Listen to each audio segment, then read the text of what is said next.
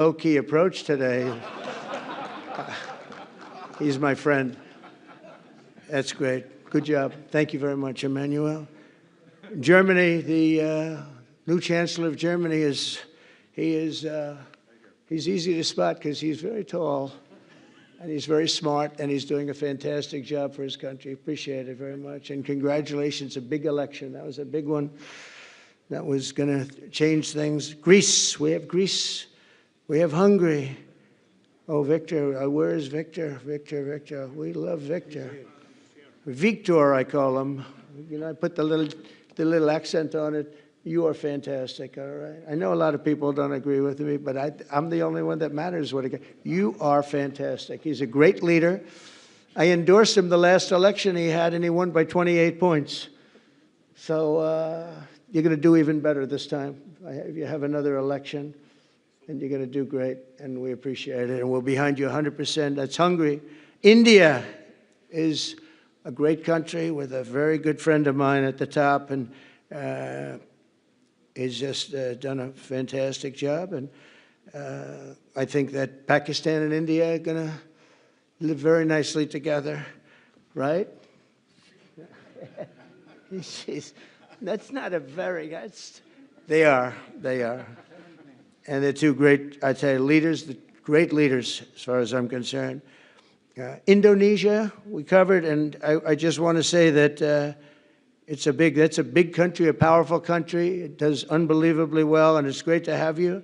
Iraq, we have Iraq with lots of oil. They have so much oil, they don't know what to do with it. That's a big problem when you have so much, you have no idea what to do with it. So thank you very much thank you very much.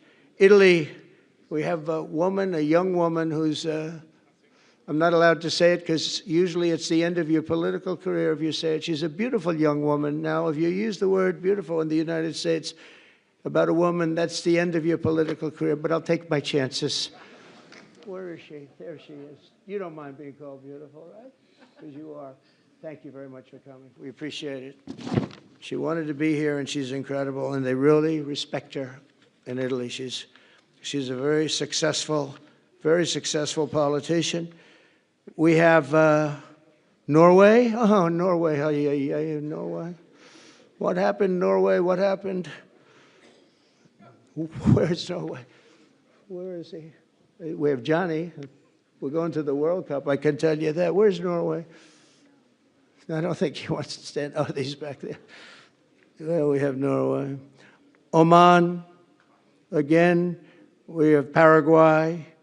We have really fantastic representative from Saudi Arabia. Thank you very much. I'll tell you what, and this time we'll get you the best seat. He always gets the best seat. He deserves the best seat.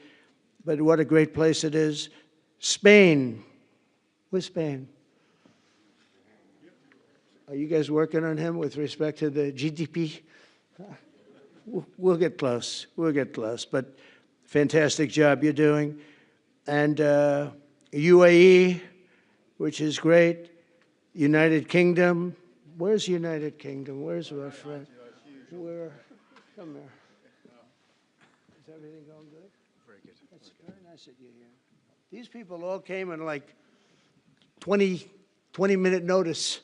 And I think it's fantastic. And we have so many others, and just so many others. And it's such a compliment to what we're doing, because what we've done is something very unique and very special. So it's perhaps the wealthiest and most powerful group of nations ever assembled at one time, which is a big thing. We have achieved together in recent days a change that really is historic, and it's going to be remembered forever. And I want to thank the American team for their amazing work, and I want to thank, I think he'll go down as the greatest Secretary of State in the history of our country. I really believe that, Marco, or I wouldn't say it. Marco Rubio, I wouldn't say it. Maybe I would. You're doing a great job. I'll tell you, he's on course to do it. We've done a lot of work in 9 months. We've done a lot of work. I say that, 1 year ago, a little more, but 1 year ago, America, the United States of America was it was a dead country. The king told me, and I use that He said, sir, 1 year ago it was a dead country. Today you have the hottest country anywhere in the world, and it is. It's the hottest country. So many investors are here.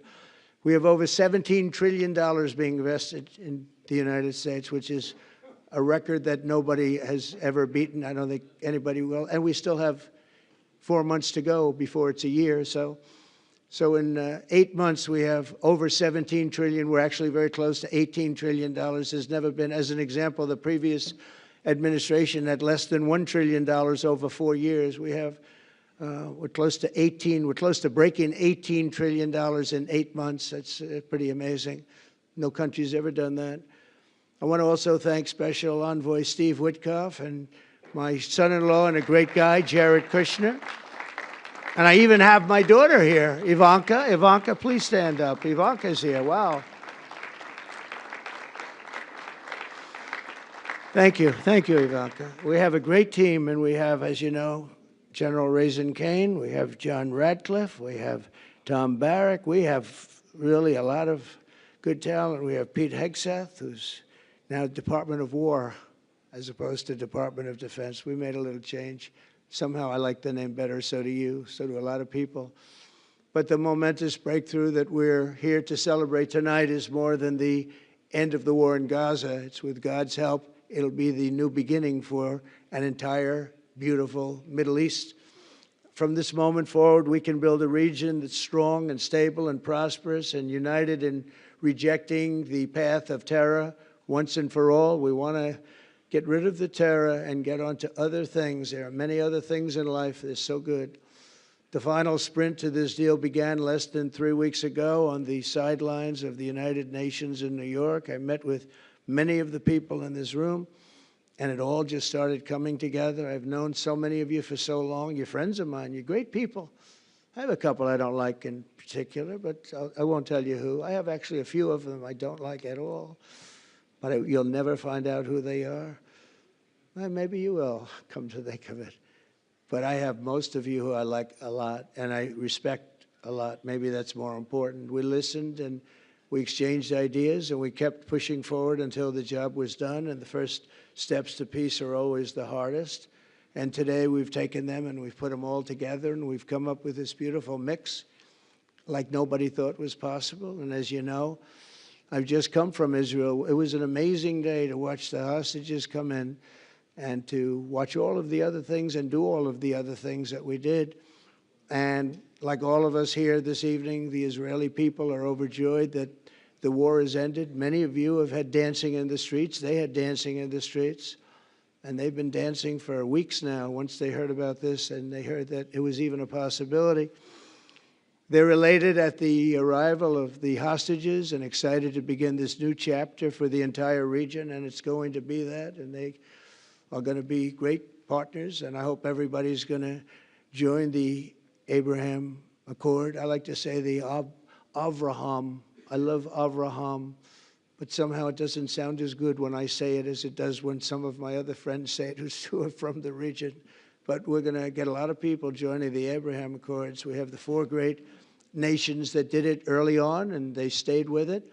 And then you had the Biden administration, which is the worst administration in the history of our country, and obviously they did nothing on that and anything else.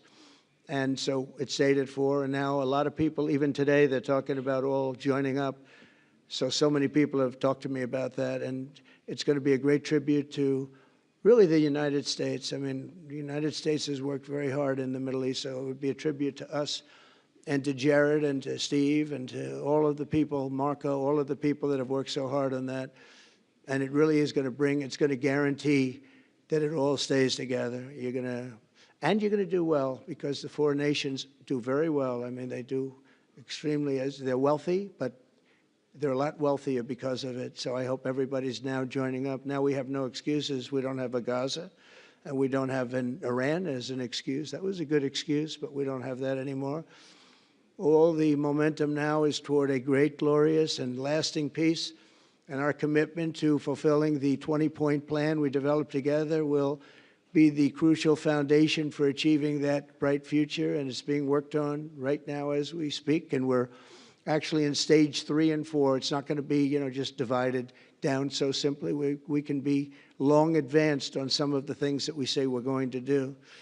We can take them out of order in a positive way, and we've shown how it can be done with responsible nations like the people in this room, these incredible people in this room, setting aside their differences, seeking common ground, and pursuing a better world for all of us.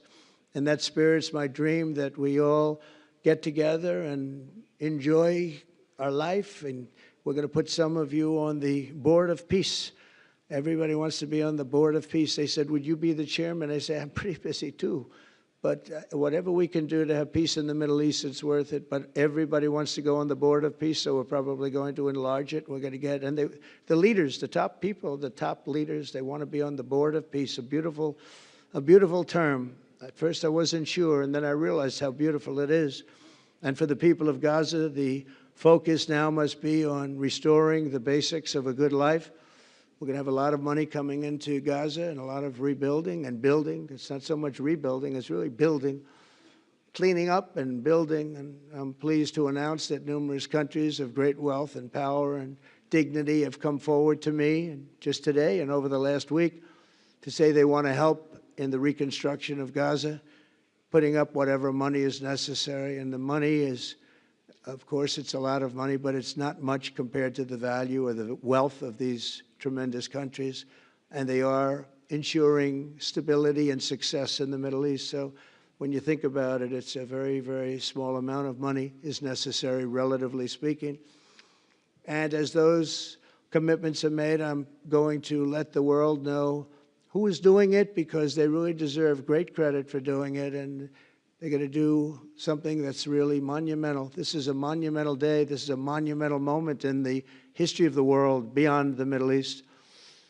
We've all agreed that supporting Gaza must be done to lift up the people themselves, but we don't want to fund anything having to do with bloodshed, hatred, or terror, as has happened in the past. And for the same reason, we're also agreed that Gaza's reconstruction requires that it be demilitarized, and that a new, honest civilian police force must be allowed to create a safe condition for the people in Gaza.